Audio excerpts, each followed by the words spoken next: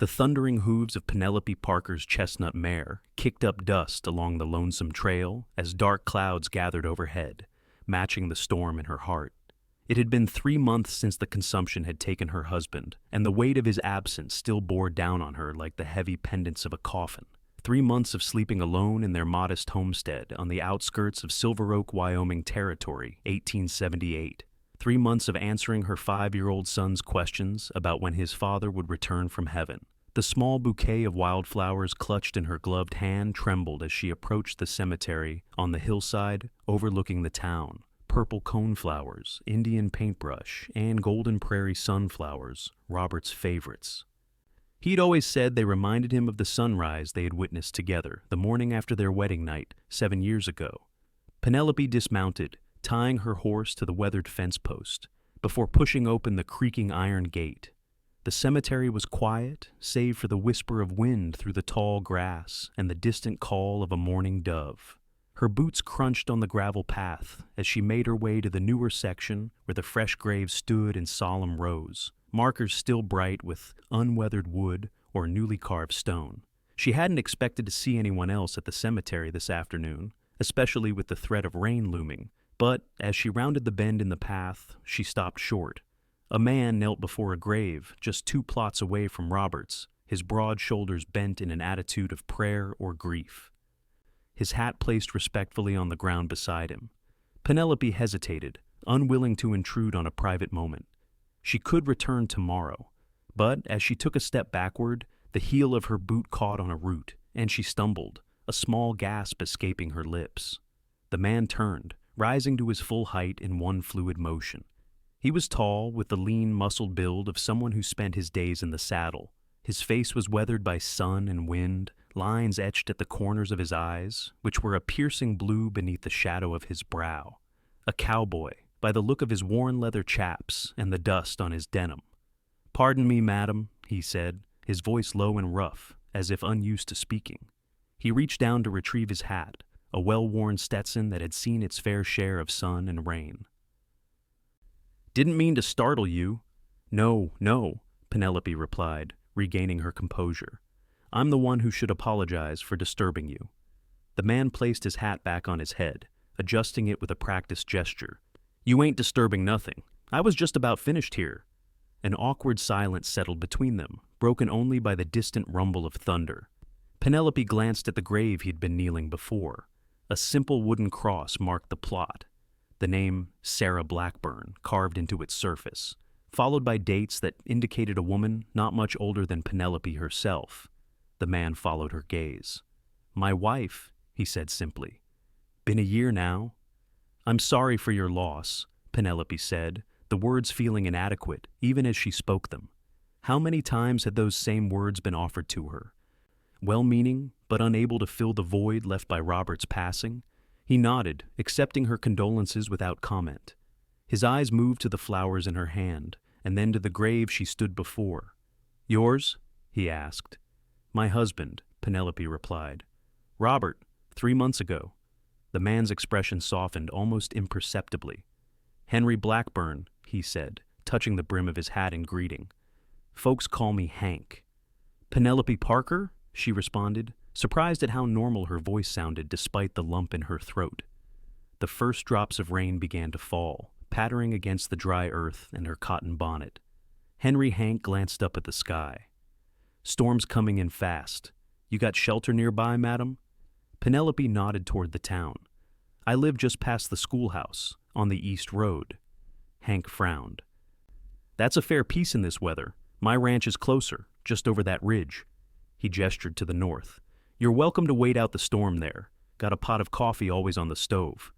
Under normal circumstances, Penelope would have declined. A proper widow didn't accept invitations from strange men, no matter how innocent the intention. But the rain was coming down harder now, and the thought of riding all the way back to town in a downpour was unappealing. "I need to place these flowers first," she said, moving toward Robert's grave. Hank nodded. "Take your time. I'll wait by the gate." Penelope approached her husband's grave, kneeling to place the wildflowers against the simple headstone. "I miss you," she whispered, her fingers tracing the letters of his name. "Tommy does too." The rain mingled with the tears on her cheeks as she remained there a moment longer, saying a silent prayer before rising. By the time she returned to the cemetery gate, the rain was falling in earnest, drumming against the brim of Hank's hat. He had already untied her horse and was holding the reins. "It's not far," he assured her, helping her mount before swinging into his own saddle, a beautiful piece of craftsmanship with tooled leather and silver conchos. His horse, a powerful black stallion, snorted impatiently. They rode in silence, the rain soaking through Penelope's shawl despite her efforts to shield herself.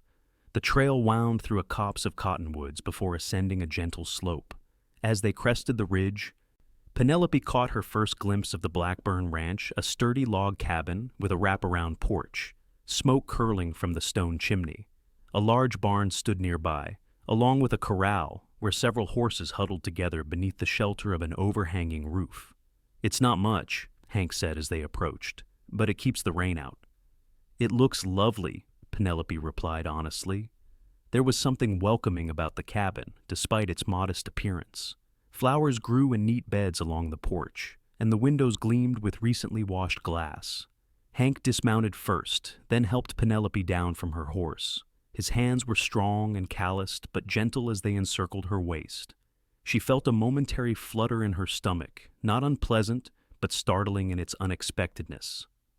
It had been so long since she'd felt anything but grief. "Let me take care of the horses," Hank said. "You go on in and get warm. Fire should still be going." Penelope hurried up the porch steps and pushed open the door. The cabin's interior was surprisingly cozy. A stone fireplace dominated one wall, with comfortable-looking furniture arranged around it. Bookshelves lined another wall, filled with volumes that looked well read. The kitchen area was neat, with copper pots hanging from hooks and a kettle simmering on the iron stove. She moved closer to the fire, removing her sodden shawl and draping it over a chair to dry. The warmth was a blessed relief after the chill of the rain. She was still standing there, hands outstretched toward the flames, when Hank entered, bringing a gust of cool air with him. "Sorry about that," he said, shaking water from his hat before hanging it on a peg by the door. "Rain's coming down like Judgment Day out there." He crossed to the stove and lifted the kettle. "Coffee?" "Please," Penelope said, suddenly aware of how inappropriate this situation might appear to an outside observer. A widow alone in a man's home, even under these circumstances, could spark gossip in a town like Silver Oak. As if sensing her discomfort, Hank kept a respectful distance as he poured coffee into 2 tin cups. "Sugar?" he asked. "No, thank you." He handed her a cup before taking a seat in an armchair across from where she stood. "You're welcome to sit, Mrs. Parker.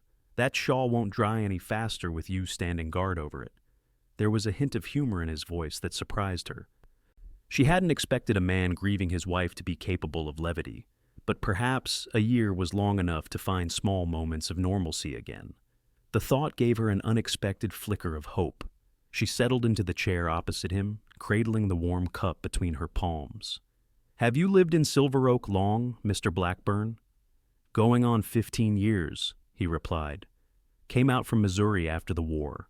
Wanted open spaces after seeing too much of men crowded together, trying to kill each other." "You fought in the war?" He nodded, taking a sip of his coffee.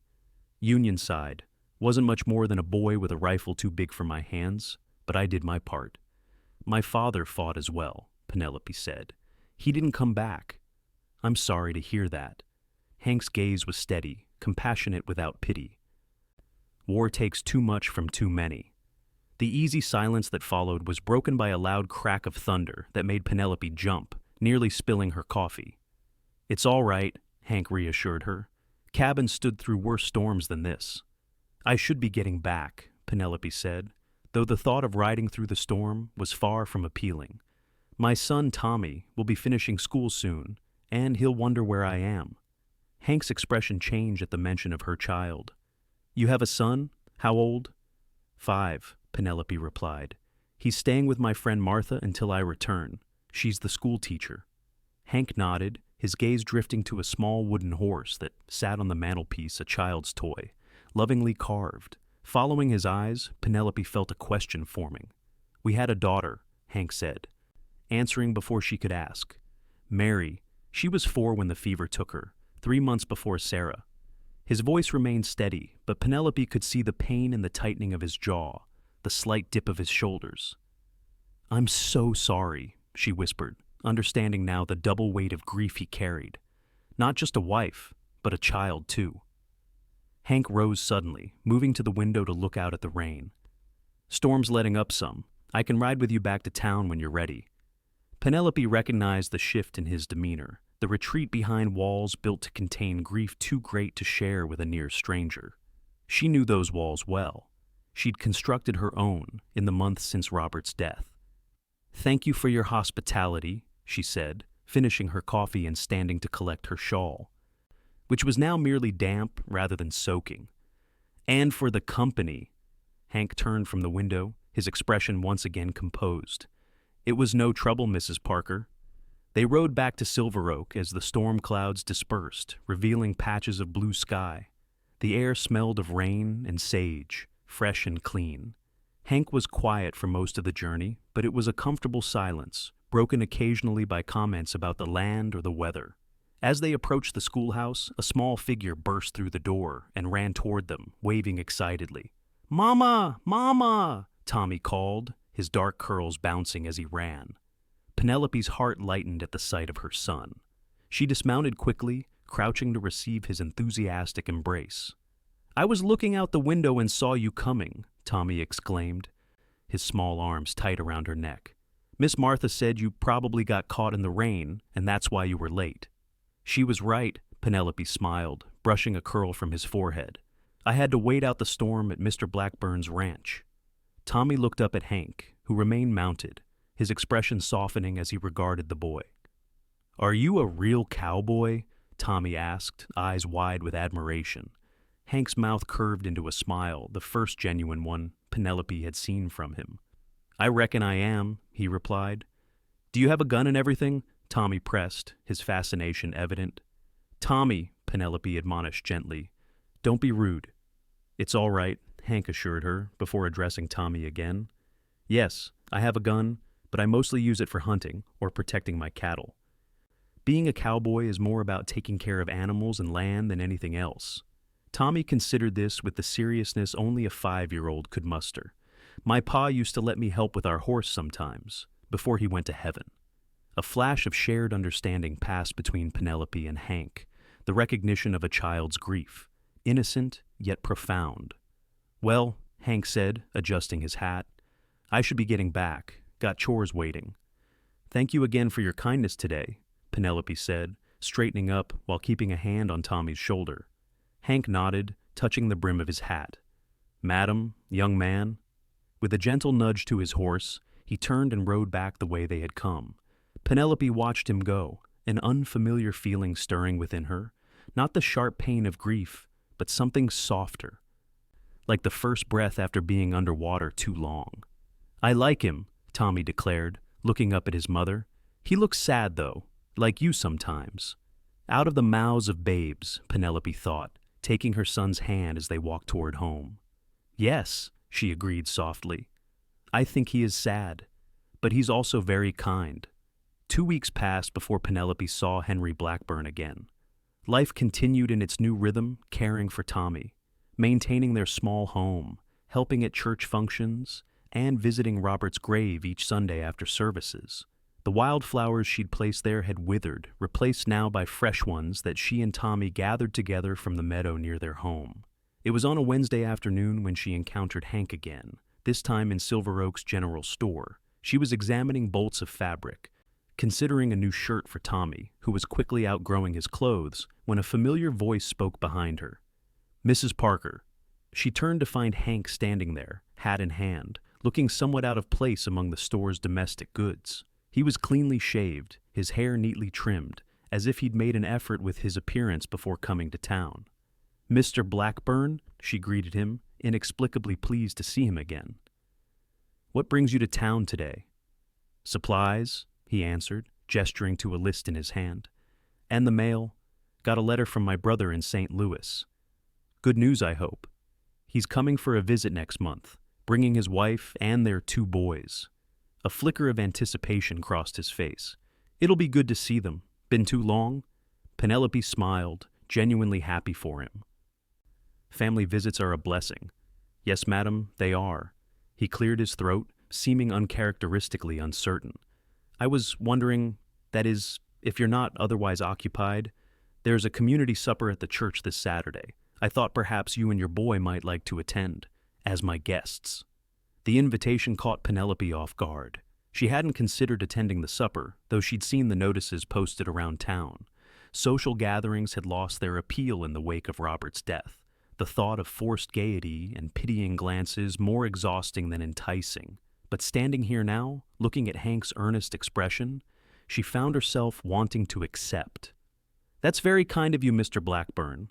I'll have to check with Tommy, but I think we would enjoy that." Relief washed over his features. "Good. That's good." He replaced his hat, adjusting it with that same practiced gesture she'd noticed before. "I'll come by to escort you, if that's acceptable. Around 5? 5 would be fine," Penelope agreed, aware of the curious glances from Mrs. Lewis, who was examining fabrics nearby and making no effort to disguise her interest in their conversation. Hank noticed too. With a knowing look that nearly made Penelope laugh, he tipped his hat to both women. "Ladies," he said, before turning to continue his shopping. As soon as he was out of earshot, Mrs. Lewis sidled closer. My, she murmured, her voice pitched low, but vibrating with barely contained curiosity. "Henry Blackburn asking you to the church supper. That's the first social event he's attended since poor Sarah passed." "Is it?" Penelope tried to sound nonchalant. Though this information stirred something within her, a responsibility perhaps not to take his invitation lightly. "Indeed," Mrs. Lewis continued, warming to her subject. "Such a tragedy, losing both wife and child so close together. He withdrew completely afterward. Folks rarely see him, except when he comes to town for supplies or to visit the cemetery." She leaned closer, as if imparting a great secret. "Some say he talks to Sarah's grave, telling her about his day, just as if she were still sitting across the dinner table from him." Penelope's heart constricted at the image. How many times had she caught herself turning to share a thought with Robert, only to remember he was no longer there to hear it. "We've all suffered losses, Mrs. Lewis," she said quietly. "Each of us finds our own way to endure them." The older woman had the grace to look abashed. "Of course, dear. I didn't mean to gossip. It's just nice to see him reaching out again, and to such a worthy recipient of his attention." Penelope thanked her with as much sincerity as she could muster before making her selections and paying for her purchases. As she left the store, she spotted Hank across the street, loading supplies into a wagon. He looked up, catching her eye, and touched the brim of his hat in acknowledgement. She smiled in return, a warmth spreading through her chest that had nothing to do with the afternoon sun. Saturday evening arrived with clear skies and a gentle breeze that carried the scent of late summer blossoms. Penelope had spent more time than she cared to admit, choosing her dress, settling finally on a modest blue calico that Robert had always admired. Her hair, usually pulled back in a simple bun, she arranged in a softer style, with a few curls framing her face. Tommy was equally excited, wearing his Sunday best and asking every few minutes if it was time to go yet. His enthusiasm was infectious, and Penelope found herself looking forward to the evening with an anticipation she hadn't felt in months. When the knock came at precisely 5 o'clock, Tommy raced to answer it before Penelope could stop him. She heard their voices, her son's high and excited, Hank's deeper and measured, as she collected her shawl and reticule. Hank stood in the doorway, hat in hand, dressed in clean denims and a pressed white shirt. His vest was embroidered with subtle Western designs, and his boots had been polished to a shine. He looked, Penelope thought, quite handsome. "Mrs. Parker," he greeted her, a genuine smile lighting his eyes as he took in her appearance. "You look lovely." "Thank you, Mr. Blackburn, and please call me Penelope." "Hank," he offered in return. "Only my mother ever called me Henry, and that was usually when I was in trouble." Tommy tugged at Hank's sleeve. "Did you bring your horse? Can I pet him? Pa used to let me feed our horse sugar cubes sometimes." "Tommy," Penelope admonished gently. Hank chuckled. "I brought the wagon tonight, but yes, you can say hello to the horses. They're friendly sorts, especially if you've got a treat for them." He produced 2 sugar cubes from his pocket and handed them to the delighted boy. The church social was held in the community hall behind the small white clapboard building where services were conducted each Sunday.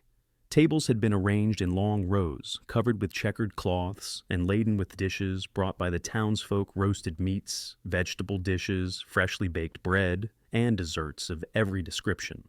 As they entered, Penelope was acutely aware of the glances cast their way. It was the first time she had attended a social function with a man since Robert's death, and Henry Blackburn's presence beside her was bound to cause talk.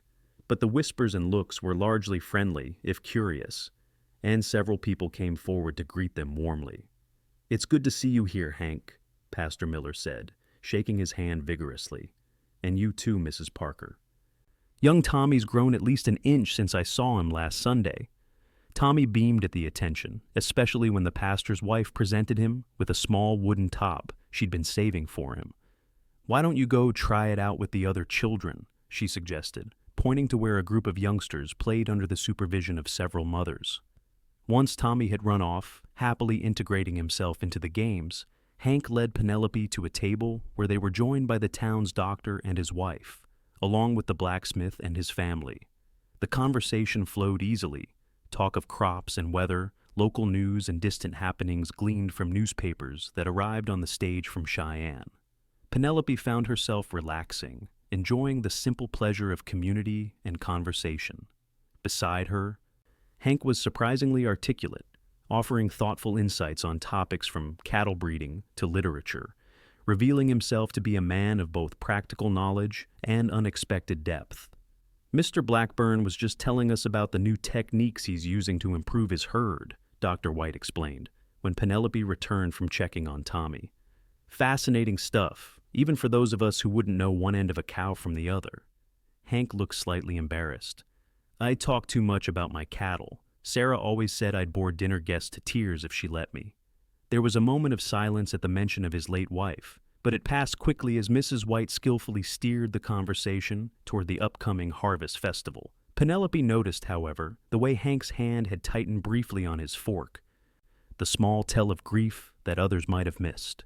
Without thinking, she placed her hand gently on his arm, for just a moment, a silent acknowledgement of his loss, a shared understanding. The gratitude in his eyes when he looked at her made her breath catch. After dinner came music, as several of the townsmen produced fiddles and harmonicas. Tables were pushed aside to create a space for dancing, and couples began to take the floor. Penelope watched, a familiar ache in her chest at the memory of dancing with Robert at functions like these. "Would you like to dance?" Hank asked quietly beside her. She hesitated. "I haven't danced since—" "Me neither," he admitted. "But maybe that's something we both need to try again." There was wisdom in his words, and Penelope found herself nodding. "Yes," she said. "I think I would like to dance." Hank led her to the floor, his hand warm and steady against her back. The music was a simple waltz, and they moved together with surprising ease, finding a rhythm that felt natural. Penelope was conscious of the eyes upon them, the whispers that would surely follow, but found she didn't care. There was something healing in this moment, in the music, in the movement, in the company of a man who understood the weight she carried, because he bore a similar burden himself. "You dance well," she commented, looking up at him. A smile touched his lips.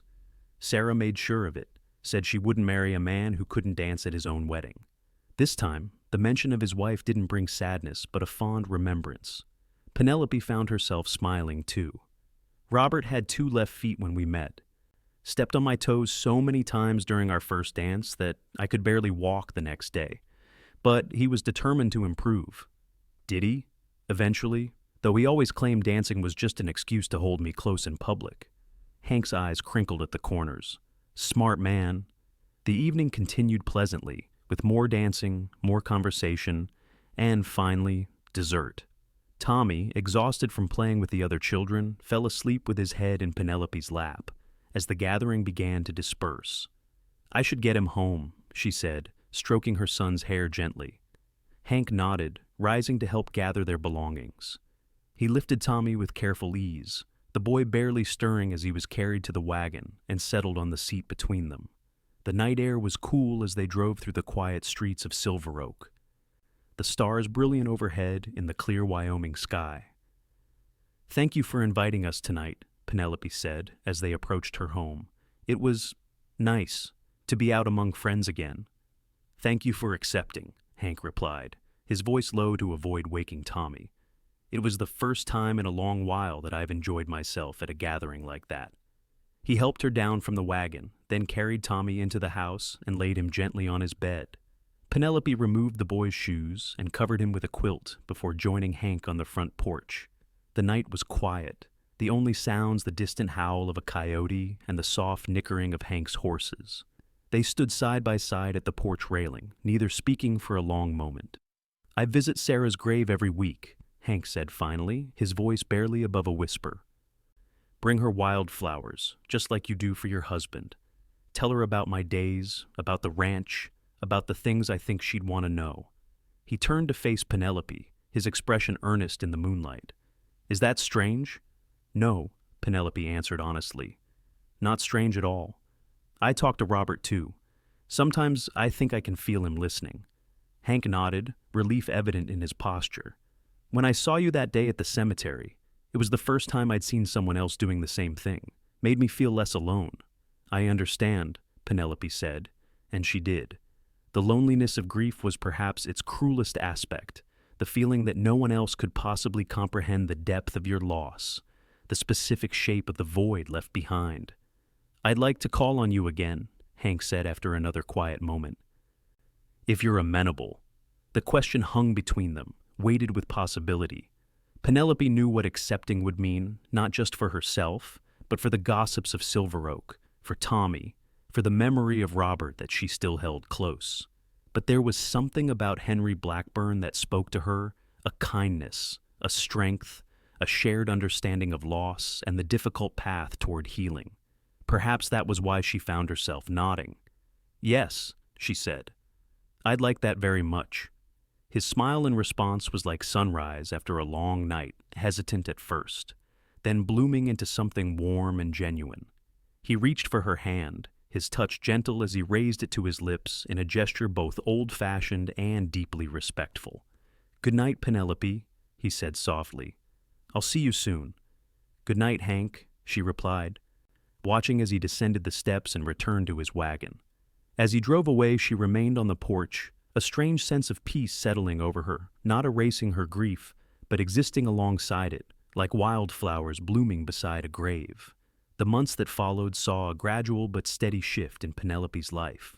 Hank became a regular visitor at their home, sometimes bringing small gifts, a carved wooden horse for Tommy, fresh honey from his hives for Penelope, books he thought they might enjoy.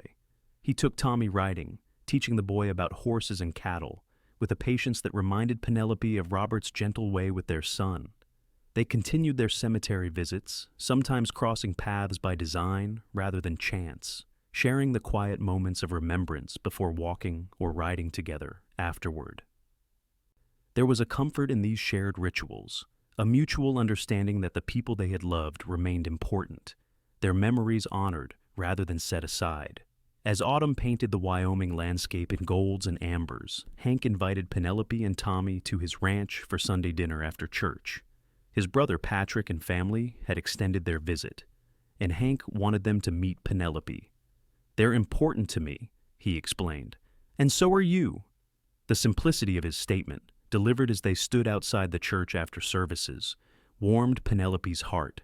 Their relationship had developed slowly, respectfully, both of them aware of the ghosts that stood between them, but increasingly able to reach past those spirits toward each other. The Blackburn Ranch looked different in autumn daylight than it had during that rainy afternoon months before. The flower beds, though past their summer glory, were still neatly tended, and colorful gourds decorated the porch steps. Smoke curled invitingly from the chimney, and the smell of roasting meat filled the air as they approached. Patrick Blackburn proved to be a cheerful, robust version of his brother, with the same blue eyes, but a readier smile. His wife Eleanor was a practical, warm-hearted woman who immediately made Penelope feel welcome. Their sons, aged 7 and 9, quickly drew Tommy into their games, the three boys racing around the yard under the watchful eyes of the adults. "Hank's told us all about you," Eleanor said, as she and Penelope worked together in the kitchen. "It's wonderful to see him happy again." There was a time when we feared he might never find his way back from grief. Penelope glanced through the window to where Hank stood with his brother, both men laughing as they watched the boys attempt to lasso a fence post. "He's helped me find my way too," she admitted. "It's not something I expected." Eleanor squeezed her hand. "The best things rarely are." Dinner was a joyful affair, the table laden with roast beef, vegetables from Hank's garden, fresh bread, and apple pie for dessert. The conversation flowed easily, filled with laughter and stories, the kind of familial warmth that Penelope had missed since Robert's death. After the meal, Patrick produced a fiddle, and impromptu dancing commenced in the cleared space of the main room. Hank taught Tommy a simple two-step, the boy's face alight with pride as he mastered the basic steps. Later, as Patrick played a slower tune, Hank drew Penelope into his arms for a dance. "Thank you for coming today," he said, his voice low enough that only she could hear. "It means a great deal to have you here." "Thank you for inviting us," she replied. "It's been a lovely day." They swayed together to the music, and Penelope realized with a start that the ache in her chest, the constant companion of her grief, had softened to something more bittersweet than painful. She would always miss Robert, always love him, but perhaps there was room in her heart for new joy as well. As autumn deepened toward winter, Hank became an increasingly constant presence in their lives. He helped prepare Penelope's small property for the coming cold, chopping wood for her stove, checking the roof for leaks, ensuring the windows were properly sealed against Wyoming's bitter winds. Tommy adored him, eagerly anticipating his visits and proudly telling his schoolmates about his adventures at Mr. Hank's ranch. On a crisp November afternoon, Penelope found herself once again at the cemetery, placing the last of the season's hardy blossoms on Robert's grave. The first snowflakes of winter drifted lazily from a pearl gray sky, melting as they touched the earth. "I think you would like him, Robert," she said softly, her fingers tracing the letters of his name on the stone. "He's a good man, kind to Tommy, respectful of your memory." She paused, a tear slipping down her cheek. "I'll always love you. You were my first love, the father of my child, the man who taught me what it means to build a life with someone. But I'm still here, still living, and my heart isn't as dead as I once thought it was." The sound of footsteps crunching on the gravel path made her turn. Hank approached, a small bouquet of dried lavender and wheat stalks in his hand. He nodded to her in greeting before moving to Sarah's grave, where he knelt to place his offering. Penelope watched him, struck by the gentle reverence of his movements. After a moment, he rose and came to stand beside her at Robert's grave. "I've been thinking," he said, his breath visible in the chill air, "about what Sarah would want from me. For the longest time, I couldn't imagine moving forward without her. The thought felt like a betrayal." He glanced at Penelope. "But lately, I've begun to wonder if staying frozen in grief isn't the greater betrayal. She loved life so much, Sarah did. Squeezed every drop of joy from each day, even when times were hard." Penelope nodded, understanding completely. Robert was the same, always finding something to celebrate, some reason to smile. They stood in companionable silence as the snow began to fall more heavily, dusting their shoulders and the brim of Hank's hat. "I have something to ask you, Penelope," Hank said finally, turning to face her fully. "Something I've been considering for some time now." Her heart quickened, recognizing the earnestness in his expression, the significance of the moment. "Yes?" He took her hands in his touch warm despite the cold. "I know it hasn't been very long, and I know there are those who might think it too soon, but I believe I hope that you feel as I do, that what's grown between us these past months is something worth nurturing, worth building upon." Penelope's breath caught as Hank reached into his pocket and withdrew a small ring, a simple silver band set with a single pearl. "I'm not asking you to forget Robert," he continued, "just as I'll never forget Sarah. They're part of us, part of what made us who we are. But I believe there's room in life for new love, new beginnings." He held the ring between them, a question in his eyes. "Penelope Parker, would you do me the honor of becoming my wife?" The snow fell around them, silent and steady, as Penelope looked into Hank's eyes that had seen their share of sorrow, but now held hope, affection, and a future she hadn't dared imagine for herself after Robert's death. "Yes," she said, her voice clear and certain, despite the tears that blurred her vision. "Yes, I will." Hank's smile was brilliant as he slipped the ring onto her finger. It fit perfectly, as if it had been made for her. Perhaps, in a way, it had been forged from the understanding that love was not a finite resource, that hearts could expand to honor the past while embracing the future. He drew her close, his lips meeting hers in a kiss that was tender and reverent, a promise of the life they would build together. Around them, the cemetery lay peaceful under its blanket of new snow, the graves of those they had loved standing as silent witnesses to this moment of renewal. As they walked hand in hand toward the gate, Penelope felt a profound sense of gratitude for Robert and the years they had shared, for the son who carried his father's spirit, for the unexpected gift of Hank's love, and for the peace she had found in accepting that life, with all its sorrows and joys, continued to unfold in ways both mysterious and beautiful. The following spring, wildflowers once again bloomed across the Wyoming prairie, painting the landscape in vibrant hues of purple, yellow, and red. On a warm May afternoon, beneath an arbor twined with early roses, Penelope and Hank exchanged vows before their friends and family. Tommy stood proudly at Hank's side, entrusted with the rings they would exchange. Patrick served as best man, while Martha, the schoolteacher who had been such a support to Penelope after Robert's death, stood as her matron of honor. The ceremony was simple but meaningful, acknowledging both the losses that had shaped them and the love that had brought them together. There were tears mixed with the laughter, memories honored alongside new promises. That evening, as the celebration continued at the Blackburn Ranch, now their shared home, Hank found Penelope standing alone on the porch, gazing at the stars beginning to appear in the darkening sky. "Happy?" he asked, slipping his arm around her waist. She leaned into his embrace, her head resting against his shoulder.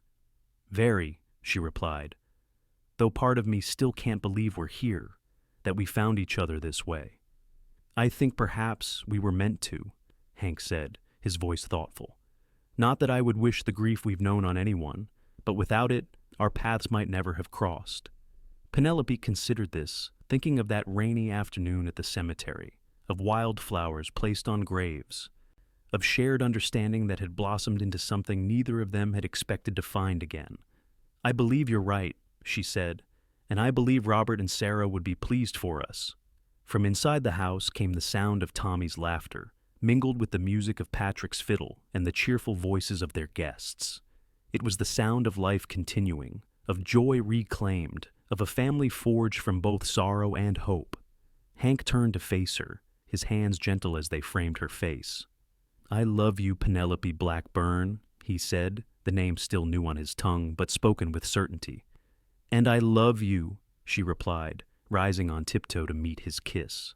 Above them, stars punctured the velvet darkness of the Wyoming sky, bearing witness to this moment of perfect peace, a peace built not on forgetting, but on remembering and honoring, on accepting that grief and joy could coexist, and on the courage to open one's heart to love again.